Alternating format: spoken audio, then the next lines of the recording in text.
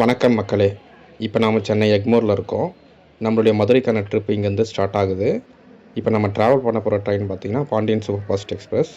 இது தினமும் சென்னை எக்மோர்லேருந்து இரவு 9:30 மணி அளவில் கிளம்பி மறுநாள் காத்தால 6 மணி அளவில் மதுரையை வந்து சென்றடையும். வாங்க நம்ம தொடர்ந்து பயணிக்கலாம்.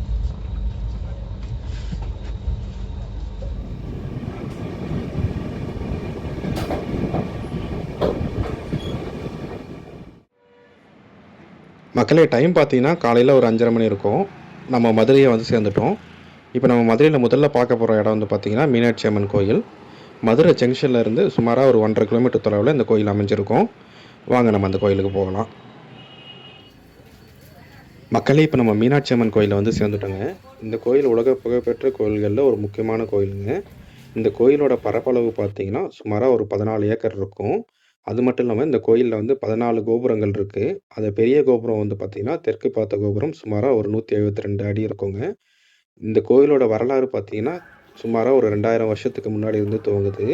பாண்டிய பேரரசர்களால் கட்டப்பட்ட இந்த கோயில், மேலும் அதற்கு பின் வந்த அரசர்களால் இந்த கோயில் வந்து புனரமைப்பு செஞ்சுருக்காங்க.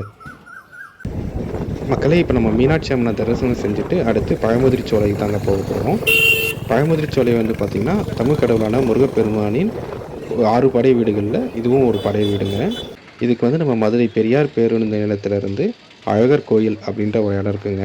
இந்த அழகர் கோயில் வந்து பார்த்திங்கன்னா அழகர் கோயில் ரிசர்வ் ஃபாரஸ்ட், அது ஒரு சிறிய மலைத்தொடர். அந்த மலைத்தொடருக்கு அடிவாரத்தில் அமைஞ்சிருக்கு. இந்த மலை அடிவாரத்தில் வந்து பார்த்திங்கன்னா நம்மளுக்கு அழகர் கோயில், 18ஆம் படி கருப்பசாமி கோயில் ஆகிய கோயில்கள் அமைஞ்சிருக்குங்க. இந்த மலைக்கு மேலே, அதாவது ரிசர்வ் ஃபாரஸ்ட்டுக்குள்ளே அடர்ந்த வனத்துக்குள்ளே சோலைமலை முருகர் கோயில் அமைஞ்சிருக்குங்க. அது தாங்க பழமுதிரி சோலை. நம்ம பழமுதிரி சோலை கோயிலை பார்த்துட்டு அங்கேருந்து திரும்பி வந்து மதுரை வந்துட்டோங்க. மதுரை பெரியார் பேருந்து நிலையத்திலிருந்து நம்மளுடைய அடுத்த கோயிலான திருப்பரங்குன்றம் போக போகிறோங்க. நீங்கள் திருப்பரங்குன்றம் போகிறதுக்கு வந்து திருமங்கலம் போகிற பஸ்ஸை பிடிச்சோன்னா அங்கேருந்து ஒரு 10 கிலோமீட்டர், பெரியார் பேருந்து நிலையத்துலேருந்து ஒரு 10 கிலோமீட்டர் தொலைவில் திருப்பரங்குன்றம் அமைஞ்சிருக்குங்க. அங்கே வந்து நம்ம இறங்கிட்டு அங்கேருந்து அங்கே வாக்கபிள் டிஸ்டன்ஸ் தாங்க கோயில் இருக்குது. வாங்க அப்படியே போகலாம். மக்களே, டைம் பார்த்தீங்கன்னா 2 மணி இருக்குங்க.